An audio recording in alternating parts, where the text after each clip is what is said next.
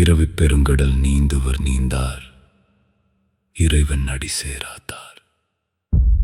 பிறவி ஒரு நாள் தொடங்கும் கதை இல்லை, முடிவே தெரியாது.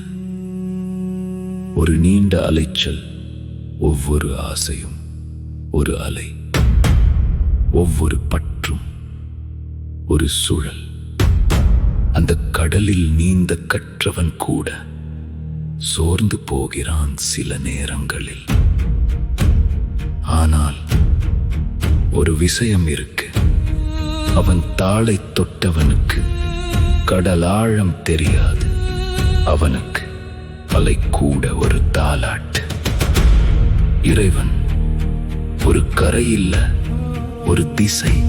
அந்த திசையை பிடித்தவன் நீரில் இருந்தாலும் மூழ்க மாட்டான், வாழ்க்கையில் இருந்தாலும் அதனால் அடிமையாக மாட்டான். ஆனால் அந்த திசை இல்லாதவன், அவன் நீந்துகிறான். ஆனால் எங்கே என்று தெரியாது. கடல் அவனை விழுங்காது, ஆனால் அவன்தான் தன்னை இழந்து போகிறான்.